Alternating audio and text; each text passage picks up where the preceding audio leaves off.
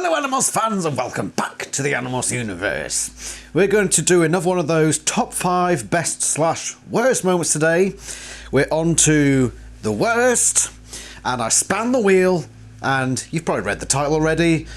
We're looking at Rachel's top 5 worst moments of the Animorphs book series. Now there's one thing I want to go over before I actually start this one, because it's a thought I've had. So when I've done these videos in the past, I don't think I've properly distinguished between what is a bad thing in terms of writing or what is a bad thing in terms of character. Now those are two different things. So for example, bad thing in terms of writing is when a character does something so insane and unrealistic that it seems to be a writer issue.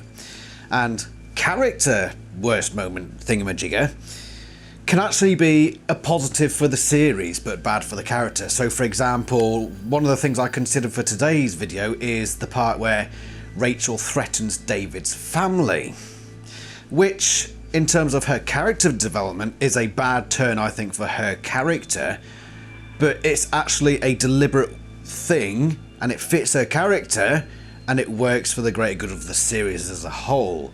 So I need to better distinguish what I'm doing here, and basically what I've told myself and what I'm going to tell you now is that it's a combination of both, okay? So both of those things can come into these lists, and I'll try to make it clear when, you know, one is predominant over the other. But anyway, less of that. Let's talk about Rachel's top 5 worst moments of the series. And we're going to start with number 5, of course. Number 5, Rachel decides to morph a starfish, kicking off everything that happened in book 32, which was a bad book. But it all started because Rachel was a moron. Basically, she's at the beach with a school group, and you know, beaches during the middle of the day with a school group around, there's probably a lot of watching eyes, and Rachel's sort of fumbling around in this pool, and she drops a bit of jewellery into this little pool that she's playing around with, and so she thinks, oh, I shall morph an animal to go find it, instead of being logical and saying, is this worth the risk?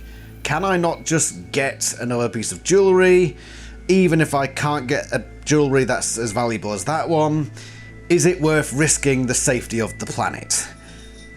Of course, Rachel, being an idiot in this book, as she turns out to be, she says, aha, I'm going to morph a starfish, which is a completely new morph, and I'm going to do it in front of the school group on a busy beach in order to find a piece of jewellery.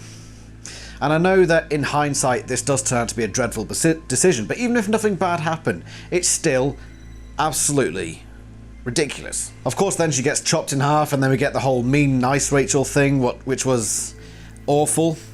And the book itself could have probably gone on this list, but then I thought to myself, mean Rachel and nice Rachel might as well be separate characters. So I'm not going to judge regular Rachel based on the things that those two characters do throughout the course of that book.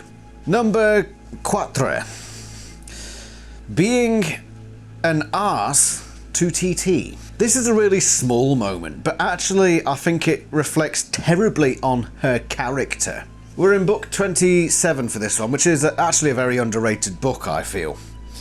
But what happens here? Why am I putting this in the worst of Rachel video? Titi is some average guy at the school, and he asks Rachel out, and it's not like he comes up to her and says, hey baby, you want to come ride the TT down the highway of love, or something extremely cringe like that. That was my chat-up line, by the way. Nor did he go, oi, come with me. Right, he didn't do anything like that. No, he just came up to Rachel and said, do you mind going to the movies with me at some point? And Rachel had never said that she was with anyone else, so as far as he knew, she was single. And as far as she knew, he knew that she was single. So what is Rachel's response? Oh my god, I can't believe you'd ask me, you scumbag! That's basically how it came across. Now, it's in minor little moments like these, little everyday things, that you get a true sense of what a person is like. And who's dinging me? It's in little moments like these where you get a true picture of what somebody's actually like in just an everyday scenario. I mean, Rachel, you know, we see her in this stuff, and she's generally a good person, usually, throughout this series, but she's in the middle of a war, and this is relative to Yerkes. So of course she's going to look like the good guy, but put her in an everyday scenario, and she is a complete bottom itch. And it happens twice. So Titi finds her on the beach later and asks her again, and it's a little tiny bit more understandable here. Tiny bit, because he's already asked her once, but he still asks it in a very reasonable manner. And Rachel once again is like, "You're a fur out of my leg in the wrong way." Yeah, she comes across awful. She is actually a pretty awful person, like on an actual human level. I mean, you might say, "Oh, what's the reasonable response then?" Well, I'll tell you what it isn't reasonable to say. Let's actually read the first interaction, okay? So you know that I'm not just exaggerating here.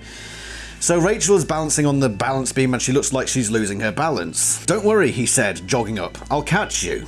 "Oh, great, just what I didn't need." I swiveled, trying to push off and jump. Bad move. The motion sent me reeling. I pitched sideways. I knocked TT's outstretched arms aside and hit the mat. Woomph.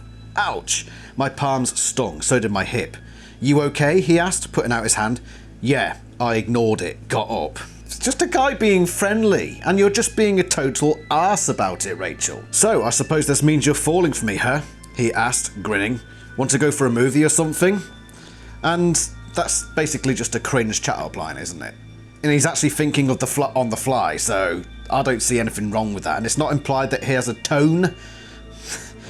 And she says, "Say what?" I snapped. "In your dreams," I said abruptly, wheeling around and heading across the mats to the locker room. In your dreams. That's just, yeah, bad. Rachel, you're not a nice person. You know, relatively, you've done a cracking job, you know, considering you're fighting off alien invaders, but as an actual person, on a human level, yeah, you suck. Just saying. Number 3, and this one I was tempted to put higher, but I had to consider childhood naivety in this one, and I think there is a significant amount of it that goes into this. We're talking about book 17, The Underground, which was a pretty terrible book on its own, but it's the very end of this book that really grinded my gears. George Edelman is a controller whose yerk has gone a bit mad, and they're like intertwined in each other's heads, and you know, he's acting as if he were a schizophrenic basically, which is why I believe they put him in what is basically a mental health facility, the Rupert J. Kirk Mental Health Facility. Did an analysis on that, you might want to go check it out. So Edelman is now living in this facility, being taken care of, you know, playing bingo in the social hall and watching TV and doing yada yada yada. Why? Because he can't function in the normal world. He can't. I mean, just from reading about what he's going through, he cannot function in the normal world, can he? He tried to jump out of a freaking building. He needs to be in some form of facility. What does Rachel do come the end of this book? Considering as well, let's put this further context in. Jake, at the start of this book, said, "This is a mental health facility, there's a lot of sick people in here, we do not go busting in." And for very good reason, Jake. You are correct there, because a lot of people who are mentally unwell, if they were to see a bear come knocking through the door, that's not going to be good for their mental health, is it? It's like finding someone with a broken leg, getting a hammer and whacking them on the knee. Okay? So Rachel grabs her hammer. At the end of it, she smashes down the facility doors as a grizzly and breaks Edelman out. And just lets him loose. Bye-bye, book. Now, I know that the authors must have been stoned while writing this, judging just by the rest of the book, so they were probably off their heads, like. But what sort of morality is that? This guy clearly cannot handle himself. Tell you what, let's break him out and let him roam the wild. But his family put him in there as well. So his family deliberately said, right, we're going to put him in there. So they know where he is and they think he's taken care of. And then the next day, he's gone. He's gone. He's gone. Who knows? He's probably under a train bridge for the rest of his life. Well done, Rachel. You condemned a man to homelessness. Stupid girl. See, this actually fits into the last one where she's just a terrible person. Maybe she just did this because she's spiteful. I don't know. Maybe she did it not out of the goodness of her heart, but because she wanted to mess around with people with mental health. Not only that, but what is the implication of her breaking this guy out of the mental health facility? What is the implication? Is the implication that mental health facilities aren't properly taking care of their patients? Is that why you broke him out? If so, then what about all the others? Are you just going to leave? You don't care about them? So they're fine to be abused in this asylum. But this one guy you want to let free? It's one or everyone, Rachel. And you know, just because a place is a mental health asylum or facility or whatever, you know, I know it has negative connotations, but not every single mental health asylum in the world just spent their time torturing people. I'm sorry, it's just not true. Maybe Rachel, this is where I think the naivety comes in. She just thinks, asylum bad, break man out. Then what, Rachel? Then what? You might as well just die, honestly. You might as well have just taken him back up the Kenny building and thrown him out the window. Stupid girl. Anyway, that's number 3. I'm actually getting wound up now. Number 2, and it was inevitable that we'd get a moment out of book 37, The Weakness, wasn't it? And there's plenty to choose from. But the moment I chose was 9/11, okay? Rachel decides to fly a plane into a building. And it's terrible on so many levels. Get it? Because it's a pipe rise. The context of this is Rachel has cocked up a mission, so now Cassie's been captured, and they suspect that she's been taken to the Yerk pool. And of course they're correct, because this book is anything but predictable. And she asks Tobias, what entrances to the Yerk pool do we know? And he said, right, we've got entrance A, we've got entrance B, entrance and C and D, okay? We know, Rachel, that these entrances exist. Whatever, Tobias, do we know of any other entrances that we don't actually really know about? Well, yeah, I suppose there's another one that I think might be an entrance. We're gonna fly a plane into it. And that's what she does. She gets listed off places that she knows they know are entrances. And then Tobias says, there might be another one. That's the one. That's the one we're choosing. Right, get the plane, team. We're flying into it. What is it again? A building? Ah, screw it. Who cares about rubble? People can survive falling rubble, can't they?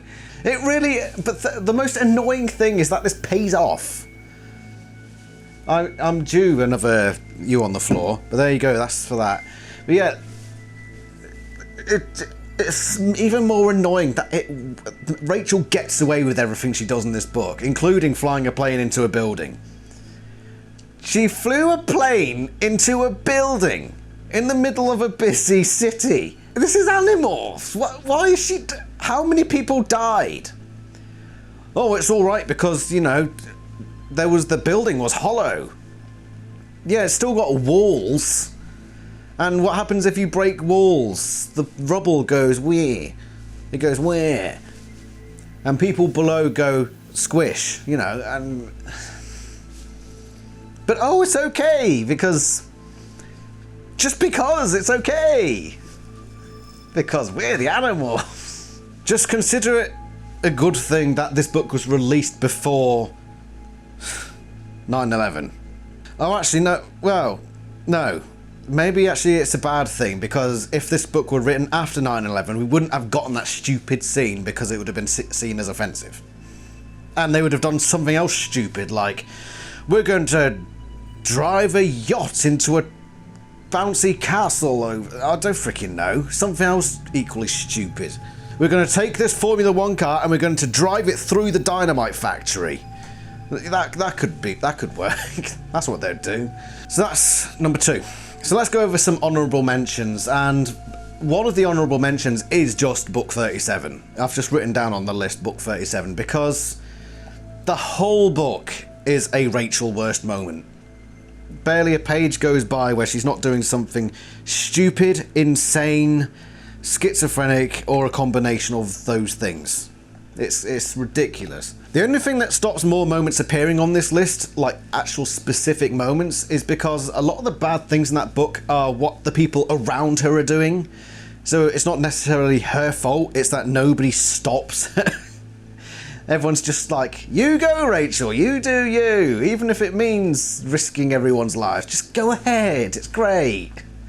Yo, you're leader today, wham bammo. It's not as if the whole world is at stake. But yeah, terrible, terrible book. But I do plan someday to defend it. Someday I will come up with a justification for it, I promise you. Anyway, the other honorary mention actually is linked to the number 4 on the list. I had to choose between one of these two because they're roughly the same thing.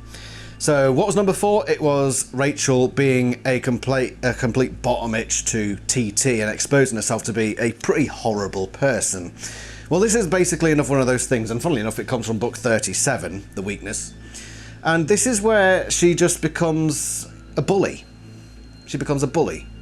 So she knows that there are controllers in this printing shop. There's a shop with loads of printers in it. It might have been, I forget what exactly the shop was, but there's a printer and a scanner, one of those scanning machines.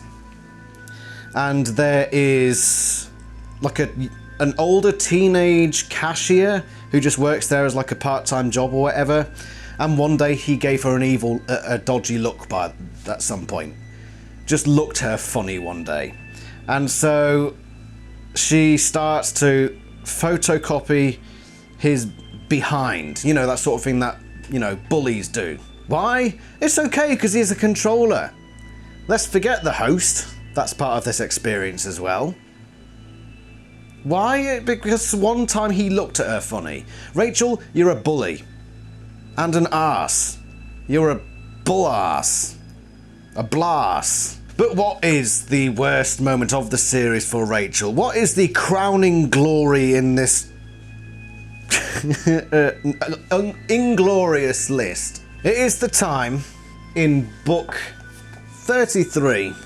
She tries to trap Tobias in his human morph. Why is this worse than her flying a plane into a building? Because, put it this way, she flew a plane into the building because she thought it would work. She was being a complete moron, but at least the intention of doing something, at least in some way right, was there. With the Edelman thing, I can put it down to naivety, okay? Which I did explain it could have been further up this list, but because of that, I'm keeping it down. What does she do in book 33 in the opening scene? It's made pretty damn clear that she tries to stop Tobias demorphing at the school dance. So they're approaching the 2-hour time limit and Rachel is holding on to him saying, no, stay on the dance floor, stay on the dance floor. And Tobias is saying, I've got to demorph, I've got like 2 minutes left to demorph. And she's like, no, just stay here with me. Let's do a hoedown. She was willing to sacrifice a valuable member of the team, effectively, because he's out of the fight if he's just a human again. She's willing to sacrifice part of the team for her own selfish gains. Not only that, but against his will. He didn't want to do that. And she's just like, no, stay with me. Stay with me. I'm making this decision for you. You know, for my own selfish pleasures. Part of me thinks that this might just be book 33 being book 33 because it was a train wreck, that book, and people like it for some reason. Every character is acting weird and out of character. And this is one of the biggest examples, but you know, since it's in the series and it's technically canon, I've got to have it as a contender for this list. And it is such a terrible, terrible moment, a hideous moment of selfishness, of greed, not caring about anybody else around you. And you know, if this was like a sexual situation, it would be considered Sorry, you're not allowed to say that on YouTube anymore, aren't you? She's trying to make him do something against his will. To change his body. To change who he is. Against his will. That is like the ultimate selfish, awful, horrid behaviour. And she's just like, yeah, that's cool. And she gets no repercussions for it. Nobody turns around later on and says, Rachel, you don't do that, all right? Or else we'll, I don't know, we'll trap you as a rat and leave you on an island somewhere. That would be ironic, wouldn't it? It's also hypocritical, and I know I was joking about the whole David thing there, but remember when she was complaining about David blowing with the wind and all that sort of stuff? This is that. What does blowing with the wind mean? Changing your mind and taking actions depending on the situation you're in at the time without any sort of loyalty to what you're doing outside of anything else. So, at no other point has she said to Tobias, right, can you like stay as human so I can have you as a human now? No, just suddenly, when the opportunity comes along, when that opportunity grants itself to her, she takes it and she's like, I want this now. Yeah, so not only everything else, but she's also a massive hypocrite at the same time. It is just a terrible, terrible, terrible, terrible, terrible moment for Rachel. But I will say, moments of Rachel being a bad character are actually pretty low in number. Most of the times where she has a bad moment is because of other people around her, not necessarily herself doing the bad thing. So you cannot forgive some of these things on this list though. They are whoppers, some of these. And what conclusion can you draw from it? Rachel is just a terrible person. She truly is. Look at the list. Look at those things we've just discussed and form a mental picture of a person just based on those characteristics, and it's probably not a very good picture, is it? No. Does that mean I dislike her as a character? No. Every character has flaws, and people can be bad people but still be interesting and intriguing characters. I still very much like Rachel as a character. I just wouldn't want to meet her. But maybe it's harsh. I mean, how old is she during the worst? She's what, 14, 15, and people do change. So as much as I wouldn't have wanted to meet her then, who knows? Maybe when she was older, she changed her ways, and that is always possible. Oh wait, no, she died. Anyway, on that massive spoiler for anybody who didn't know that happens, yeah, that's Rachel's worst moments. And we will eventually get round to doing Rachel's top 5 best moments of the series. So don't worry, we're going to get the other side of this proverbial coin. And next time it will be a top 5 best of insert character here, because I haven't spun the wheel yet. But please do stay tuned for that. And let me know your thoughts below. Let me know if I'm overreacting to some parts. Let me know if there are parts where you thought I missed, or where you thought Rachel was actually worse, or whether my number 1 pick wasn't as bad as something else. I don't know. Let me know. Let me know your thoughts in the comments. And also become a member so you see content early. I really don't advertise that enough. You know, there's about 5, as of the recording of this, there are 5 to 6 videos on the channel that only members can see. And I plan to keep it at that sort of amount. But yeah, thank you very much for watching, and I shall see you somewhere else in the Animorphs universe. Ta-ra!